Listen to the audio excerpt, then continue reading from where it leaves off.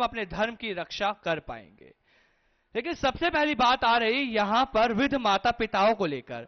अगर आप लोग चाहते हैं कि वृद्ध माता पिताओं की सेवा के भागीदार आप भी बने, तो आप लोगों को उसमें बढ़ चढ़कर हिस्सा लेना पड़ेगा। कहा जाता है बड़ी सस्ती मिलाए करती हैं दुआएं इनकी, बड़ी सस्ती मिला करती हैं दुआएं इनकी, अगर मंदिर मस्जिद से आजीज आ जाए तो कभी किसी वृद्धा आश्रम में यूं ही चले जाया करो। वहां जाकर आप लोगों को एहसास होगा कि आपने अपने जीवन में क्या करा है। वृद्ध माता पिताओं की सेवा के लिए अगर आप लोग दान देना चाहते हैं, किसी भी तरह की आप सहायता करना चाहते हैं, तो आप लोग हमसे जुड़ सकते हैं। हमारे आश्रम में लगातार सेवा चल रही है, और जो साधना चैनल के माध्यम से देख रहे हैं वो व्यक्ति भी दान दे सकते हैं, ऑनलाइन डोनेशन कर सकते हैं। ऑनलाइन डोनेशन के लिए कुछ नहीं करना, महाराज जी की वेबसाइट है श्री इंद्रदेव जी ऑफिशियल के नाम से। आप लोग जब गूगल पे जाकर इस वेबसाइट को खोलेंगे तो पूरी वेबसाइट को आपको मिल जाएगी जानकारी, आपको लिंक मिलेगा वहां पर कि आपको दान कैसे देना है, क्योंकि दान करे से धन बढ़े। और जब बात आती है वृद्ध माता पिताओं को लेकर, इनके नाम पर जितना धन आप लोग निकालेंगे, जितना आप दान करेंगे, समझ लीजिए आपके जीवन का कल्याण हो जाएगा।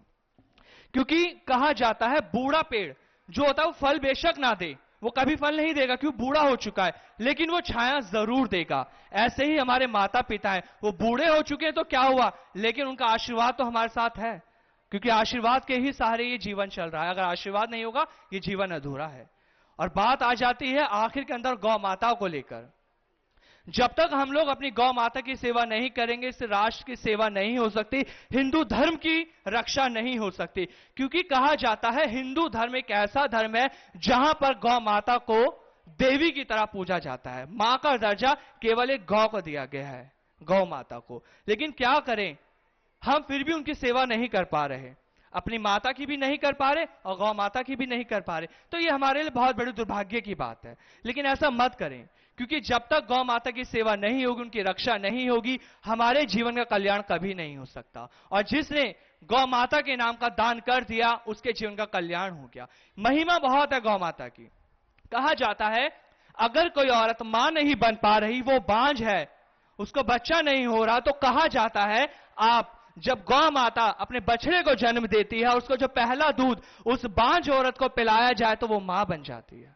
ये महिमा है गौ माता की, और वो तो हमें जिंदगी भर दूध पिलाती है। इसलिए गौदान कीजिए। डिटेल्स आप सभी के सामने हैं जो साधन चैनल के माध्यम से देख रहे हैं, और जो यहां पर इस पंडाल के अंदर टेकावासी बैठे हुए हैं, वो अगर दान देना चाहते हैं वो शर्मा जी से संपर्क कर सकते हैं। बाहर आश्रम का स्टॉल लगा हुआ है, वहां जाकर भी आप लोग संपर्क कर सकते हैं। कहा जाता है जिस गांव के अंदर बारिश ना हो वहां की फसलें बर्बाद हो जाती हैं, जिस गांव के अंदर बारिश ना हो वहां की फसलें बर्बाद हो जाती हैं, और जिस घर के अंदर धर्म और संस्कार ना हो वहां की नस्लें बर्बाद हो जाती हैं। घर के अंदर धर्म और संस्कार होना बेहद जरूरी है। यहां पर हम बात अगर कर लेते हैं लास्ट में, जो महाराज जी की रामेश्वरम की कथा है, रामेश्वरम की कथा 28 जनवरी से 3 फरवरी के बीच में रखी गई है, जिसके अंदर 2 फरवरी को महाराज जी का पट्टाभिषेक यानी कि महाराज जी का जन्म महोत्सव वहां बड़े ही धूमधाम से मनाया जाएगा। जो कोई श्रद्धालु इस मौके में शामिल होना चाहता है, इस शुभ अवसर में शामिल होना चाहता है, उनके लिए कल का आखिरी मौका है। कल 20 तारीख है, वो लोग रजिस्ट्रेशन करा सकते हैं, क्योंकि रामेश्वरम धाम में आप लोगों को पुण्य मिलने वाला है, क्योंकि श्री राम की वो तीर्थ स्थली है। और जो वहां जाता है उस कथा में शामिल होगा, श्री राम कथा में, वो अपने जीवन को बदल पाएगा। और लास्ट में युवा आह्वान के बारे में भी हम जिक्र करना चाहेंगे, क्योंकि राष्ट्र सेवा और देश की सेवा, धर्म की सेवा महाराज जी लगातार करते आ रहे हैं, लेकिन उसमें युवाओं को जुड़ने के लिए बेहद जरूरी है। क्योंकि एक युवा होता है जो देश का भविष्य होता है। अगर युवा चाहते हैं कि वो हमेशा जिंदगी भर बाल ब्रह्मचारी रहकर, ये कहें कि गुरुजी के साथ आजीवन ब्रह्मचारी रहकर देश की सेवा करना चाहते हैं, तो युवाओं के लिए एक सुनहरा अवसर है। वो लोग महाराज जी से जुड़ सकते हैं, संपर्क कर सकते हैं। नंबर आप सभी के सामने टीवी स्क्रीन पर चल रहे हैं। तो आज की इस कथा का सुमिरन करेंगे। आखिर में एक कथा की जानकारी आप लोगों को और देना चाहेंगे कि इलाहाबाद में कुंभ चल रहा है। वहां पर 14 जनवरी से कुंभ की शुरुआत हुई थी और 4 मार्च तक वहां पे कुंभ चलेगा। अगर इस बीच में महाराज जी के श्रीमुख से जो कोई व्यक्ति उस कुंभ के अंदर कथा करवाना चाहता है, तो आप लोग हमारे संस्थान से संपर्क कर सकते हैं और महाराज जी के श्रीमुख से वहां पर कथा का रसपान कर सकते हैं। तो एक बार जोर से महाराज जी के नाम का जयकारा लगाएंगे।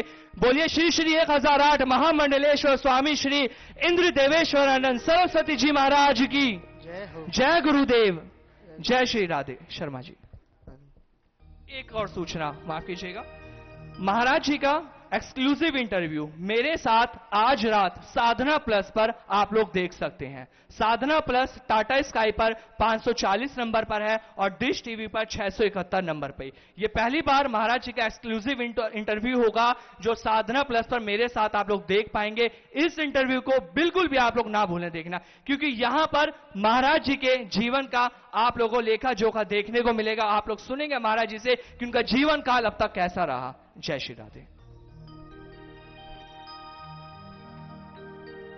जो भक्तों ने गौदान हेतु दान दिया है उनके नाम इस प्रकार है।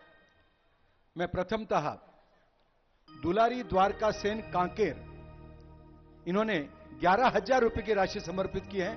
मैं उन्हें मंच पर आमंत्रित करना चाहूंगा और गुरुदेव जी से आशीर्वाद प्राप्त करने हेतु उन्हें मंच पर आमंत्रित करना चाहूंगा। यहां हो गए तो कृपा करके मंच पर पधारने का कष्ट करेंगे। और कुछ भक्तों ने दान दिया है, उनके नाम इस प्रकार है। पंकज निर्मलकार, इन्होंने अपने जन्मदिन के ऊपर बलराम जी निर्मलकार राजनांदगांव, इन्होंने 5,001 रुपये राशि समर्पित की है। बहुत बहुत साधुवाद। तथा गुप्तदान के रूप में रायकेला रायगढ़ से 3,501 रुपये राशि प्राप्त हुई है। योगेंद्र कुमार साहू नेवारी खुर्द 1,001 रुपये प्राप्त हुए हैं। सुमन साहू सिंगोला राजनांदगांव 1,001 रुपये प्राप्त हुए हैं। 1111 गुप्तदान के रूप में उसरी बोल यहां से प्राप्त हुए हैं। 1100 रुपए गजेंद्र कुमार यादव नेवारी कला, इनकी ओर से प्राप्त हुए हैं। बहुत बहुत साधुवाद। सभी भक्तों के लिए एक बार जोरदार तालियां। वसंता पटेल खैरा भाई 1101 रुपए। ऋषि कुमार यादव के स्मृति में सुधा यादव टेकापार, इनकी ओर से 1100 रुपए प्राप्त हुए हैं। कविता यादव 1101 रुपए। विजेंद्र सोनी बालोद 2100 रुपए। नरेंद्र कुमार चंद्राकार भिलाई 1100 रुपए तथा आत्माराम यादव टेकापार एवं संताबाई यादव, इनकी ओर से 9,000 रुपए की राशि गौदान हेतु प्राप्त हुई है। बहुत बहुत साधुवाद। उन्हें भी मैं मंच पर आमंत्रित करना चाहूंगा। कृपया मंच पर पधारेंगे और गुरुदेव जी से आशीर्वाद प्राप्त करेंगे। तथा नरेंद्र कुमार जी चंद्राकर भिलाई 1100 रुपए। राय कुमार जी शाहू टेकापार 1100 रुपए। देवेश उइके टेकापार 1100 रुपए। सभी भक्तों को जोरदार तालियों से हम साधुवाद देते हैं और जो भी दान देना चाहते हैं वे दान देकर रसीद प्राप्त कर सकते हैं, क्योंकि कहा गया है जिंदगी में चाहे जितने कमा लो हीरे मोती, जिंदगी में चाहे जितने कमा लो हीरे मोती, मगर याद रखो कफन को कभी जेब नहीं होती, कफन को कभी जेब नहीं होती। तो अब चलभन गुरुदेव जी का चरण में युग प्रवर्तक क्रांतिकारी राष्ट्रीय संत अनंत श्री भूषित श्री श्री 1008 महामंडलेश्वर धर्म सम्राट यज्ञ पीठाधीश्वर विद्यावाचस्पति महंत स्वामी श्री इंद्र देवेश्वरानंद सरस्वती जी महाराज जी के चरणों में चलते हैं। जय श्री राधे राधे, जय श्री राधे राधे।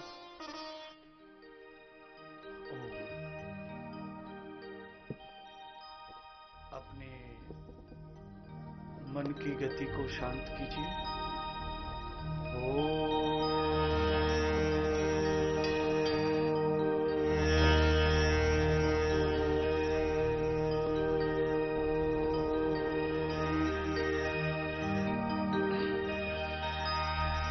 श्री परमात्मने नमः।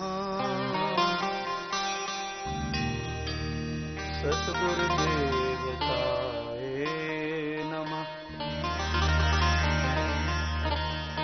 मातृपितृचरणकमलेभ्यो नमः। श्रीमद्भागवत ग्रंथाय नमः। यज्ञरूपिणी स्वाहा प्रवृत्ति गतिः सुरभि गौमात्राय नमः।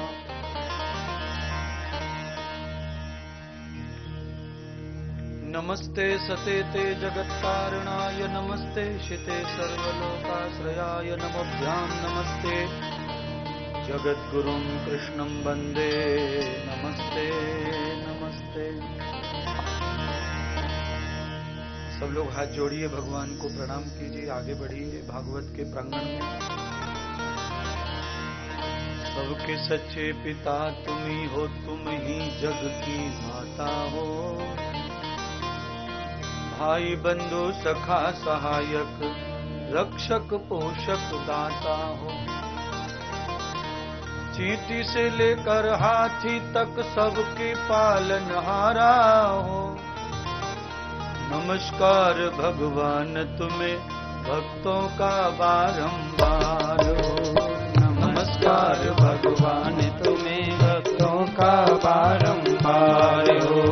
नमस्कार भगवान तुम्हें भक्तों का बारंबार हो।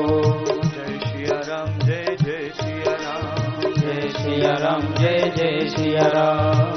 जय सिया राम जय जय सिया राम। जय सिया राम जय जय सिया राम। जय सिया राम जय जय सिया राम। जय सिया राम जय जय सिया राम। जय सिया राम जय जय सिया राम। जय सिया राम जय जय सिया राम। जय सिया राम जय जय सिया राम। जय सिया राम जय जय सिया राम। जय राम जय राम जय जय राम। जय राम जय राम जय जय राम। जय सिया राम जय जय सिया राम। जय सिया राम जय जय सिया राम। जय सिया राम जय जय सिया राम। जय सिया राम जय जय सिया राम। जय राधे श्याम जय जय राधे श्याम। जय राधे श्याम जय जय राधे श्याम। जय सिया राम जय सिया राम। जय सिया राम जय जय सिया राम। जय सिया राम जय जय सिया राम। जय सिया राम जय जय सिया राम। जय सिया राम जय जय सिया राम।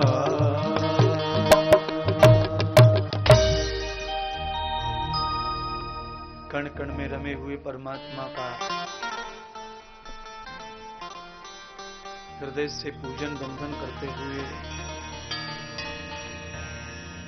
यज्ञ स्वरूप भगवान के प्रस्तावित सभी स्वरूपों का पूजन बंधन,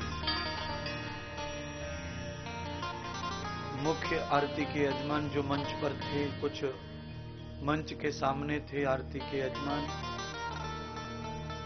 आयोजक, सभी क्षेत्र ग्रामस्थ और मुख्य आयोजक आदरणीय आजू भाई, उनका परिवार, मुख्य यजमान जय महेशिना परिवार, बहुत बहुत आभार और आपका स्वागत और सभी श्रोताओं का अभिनंदन बंधन। जय जय श्री राधे।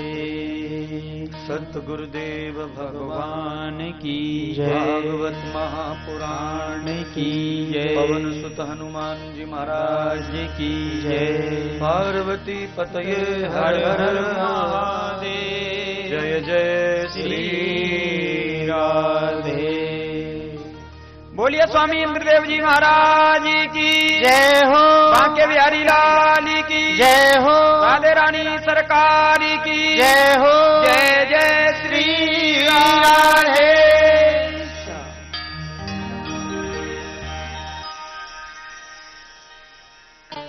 भगवान सुखदेव जी ने राजा परीक्षित को भगवान कृष्ण के बाल उत्सव की समस्त लीलाओं का परिचय दिया।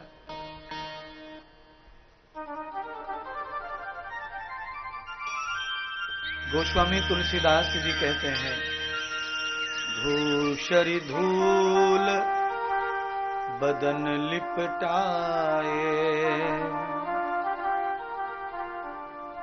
धूसरी धूल बदन लिपटाए, अंग रूप सम गोद बिठाए। आज भगवान अपने सखाओं के साथ धूल में खेल रहे हैं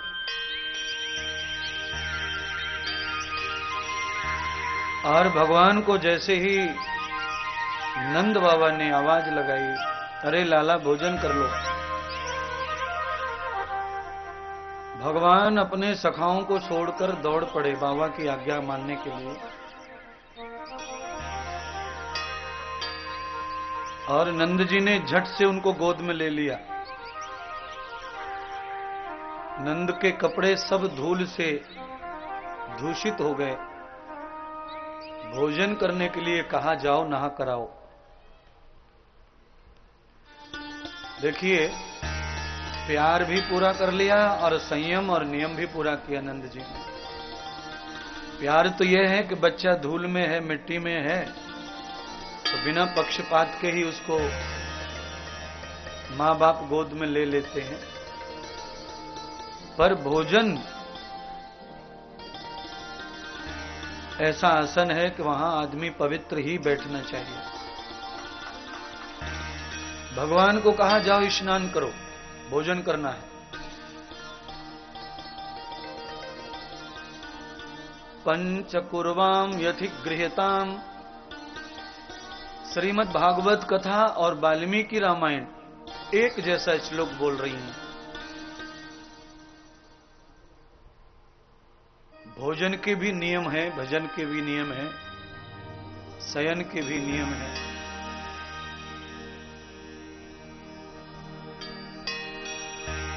हंसते हुए बोलना और चलते हुए खाना, मुस्कुराते हुए बोलना और चलते खाना, अपनी स्तुति पे खुश होना, दूसरे की स्तुति से ईर्ष्या करना,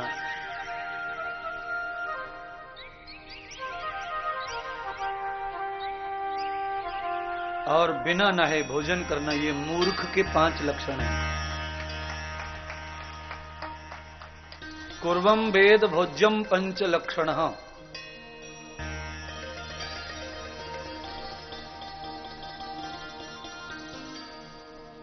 जो स्नान करके भोजन करते हैं वो एक चीज से बच जाते हैं, मूर्खता से। अच्छा, हंसते हंसते कई लोग बात करते हैं, हंस रहे हैं और बात कर रहे हैं। जो व्यक्ति हंस के बात कर रहा है उसकी बात में दम नहीं रहता, बात सीरियस होके करे। बात कर रहा है, समझ लो इसकी बात ऐसी लुटेड़ी पुटेड़ी पड़ेली पढ़ित, कोई महत्व नहीं इसकी बात का। और चलते हुए भोजन करना, चलते हुए भोजन, खड़े होके भोजन कौन करते हैं? चतुर्पाद्यम यथा भोज्यम, जिनके 4 पैर होते हैं वो लोग खड़े होकर या चलकर भोजन करते हैं। जंगल में छोड़ दो भैंस बकरियों को तो चलती रहती हैं, खाती रहती हैं। घर पे गवान में आकर लड़मनी पे बांध दो तो खड़े होके भोजन करती हैं। बैठ के भोजन पशु नहीं करता है। बैठ के भोजन करने का विधान किसका है? मानस मनुष्य का।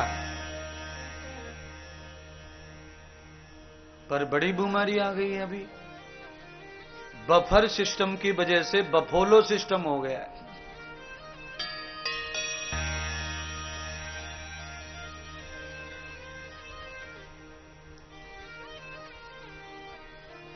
अतिथि लोग जहां बैठते हैं वहां भोजन नहीं करना चाहिए। अतिथि, ये जो घर में सोफा वगैरह पड़े रहते हैं जहां कोई भी आके बैठता है वहां भोजन की जगह नहीं है, वह जगह दूषित मानी जाती है। इसलिए प्रयत्न यही किया जाए कि भोजन के लिए नया आसन रोज डालना चाहिए। रोज नया आसन। नए आसन का मतलब है आसन वही होना, पर भोजन हो गया तो आसन को उठा के रखो, भजन हो गया तो आसन उठा के रखो। भोजन और भजन के नियम बहुत अच्छे हैं और एक जैसे ही हैं। अच्छा, भोजन के लिए मैं क्यों जोर दे रहा हूं आज की कथा में? मैं इसीलिए जोर दे रहा हूं कि कली अन्नम प्राणभूतम च रक्षिताम प्रयात भगवतः। कलयुग में अन्न में भगवान है, इसीलिए भजन से भगवान कलयुग में मिलता नहीं है। इसलिए भजन करने वाले बहुत कम हो गए और रोटी राम ज्यादा हो गए, पेट फुला रखे सबने खा खा के। क्योंकि ऑटोमेटिक हो जाता है, हमारा दोष नहीं है, हम ज्यादा खाते हैं ऐसा नहीं, अपने आप ज्यादा खाने वाले हो जाएंगे। कलयुग में भगवान अन्न में है, इसीलिए गीता कहती है अन्नत रक्षिताम प्रयात प्राणा अन्न भूताम यज्ञ कर्मम। जैसे हम हवन करते हैं तो हवन के समय पात्र हम धोते मांजते हैं, पानी का पात्र मांजते हैं, सामग्री का मांजते हैं, घी का मांजते हैं, धोना और मांजना दोनों में फर्क है।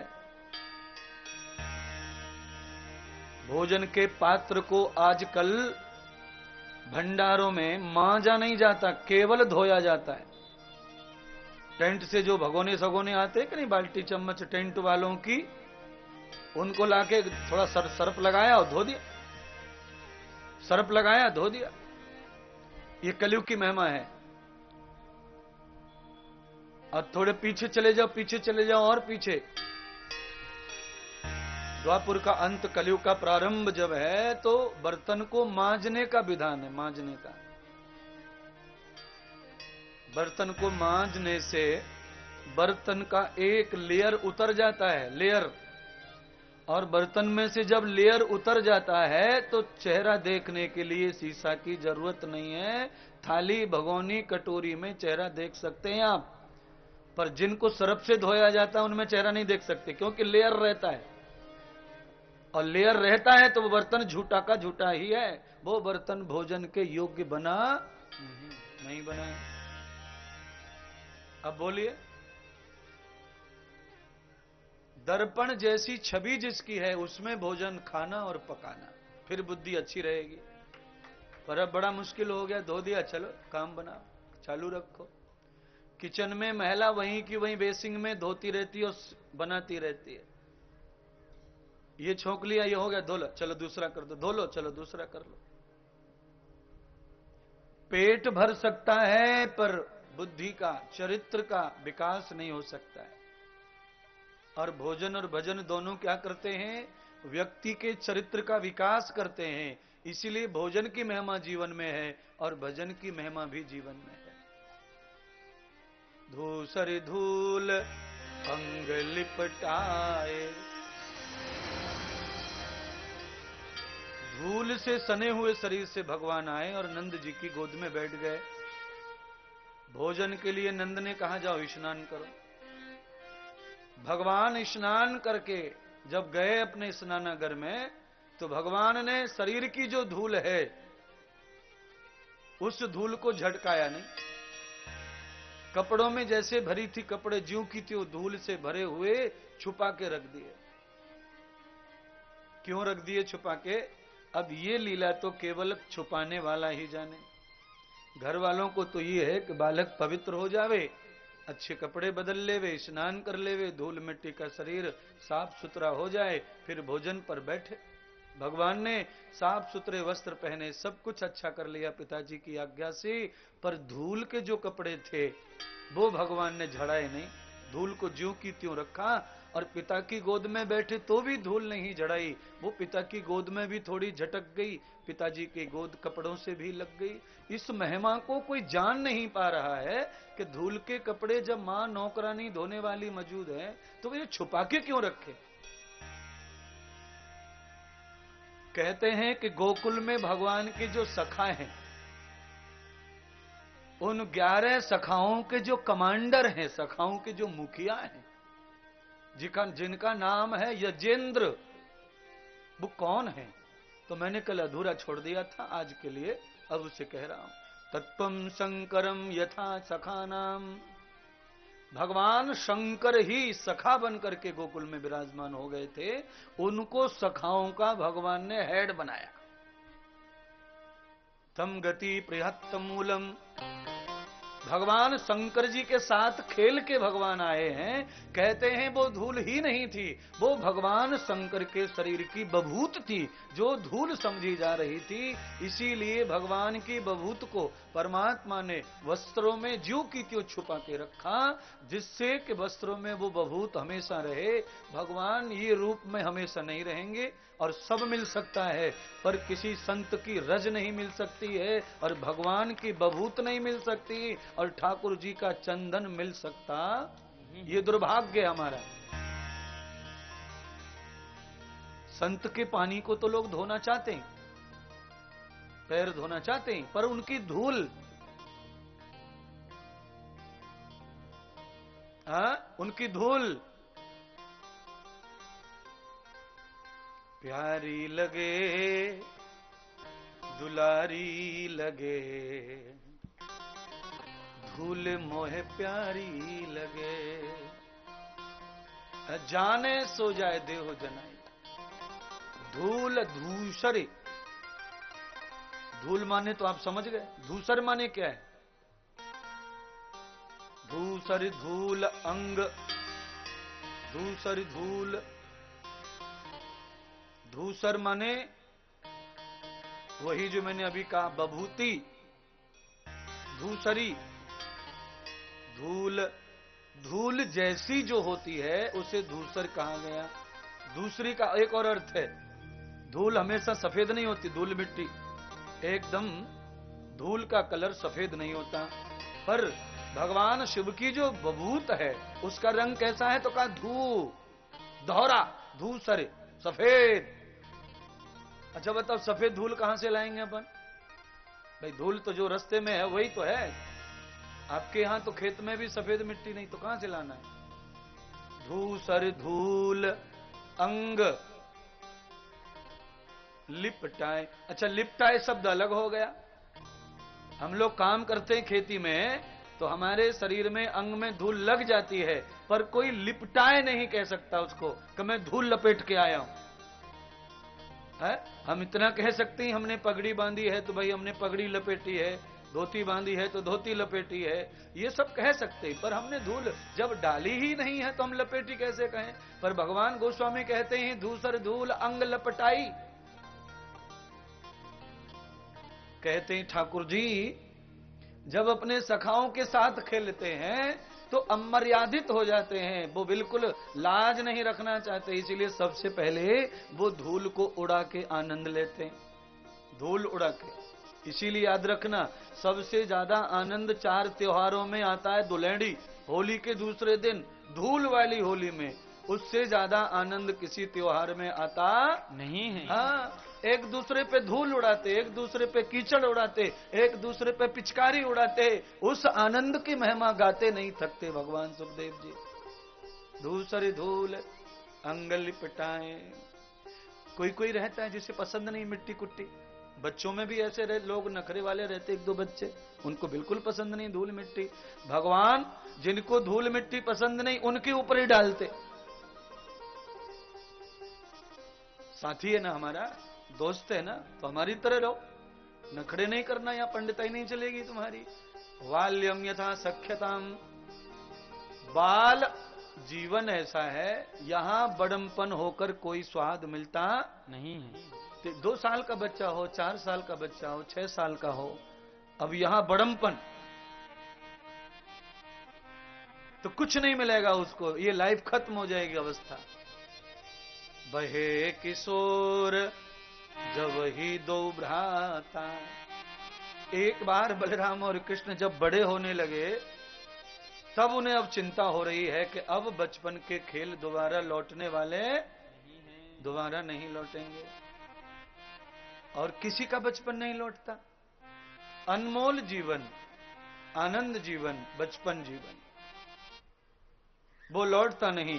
इसलिए भगवान की लीला देखो, सकल सामर्थ्य होने के बाद भी वो एक सामान्य बालक की तरह आनंद ले रहे हैं महाराज बचपन का। नंद जी ने लाला को आचमन के लिए कहा, आचमन करो।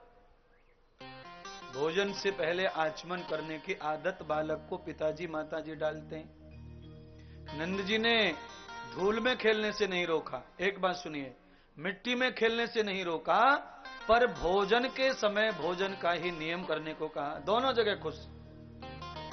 छोटे बच्चे को उसकी इच्छा से ही खेलने दो थोड़ी देर, पर कुछ नियम ऐसे हैं जो बच्चा नहीं करना चाहे तो भी करवाने चाहिए। क्यों? आगे चल करके जो नियम कठिन होते हैं, जो बच्चा पसंद नहीं करता, आगे चल करके बच्चों के जीवन के जवानी के रक्षक बनते वो नियम। इसीलिए बचपन में वो नियम माता पिता को अपनी औलाद को समर्पित करना है। तम गति पुरुषम तथा मेध योगम सर्वेशाम।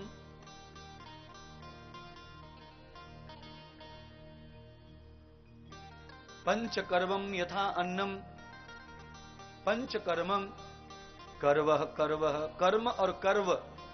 अच्छा, कर्व को अशुद्ध बोलने की कोशिश करो सब लोग। कर्व का अर्थ होता है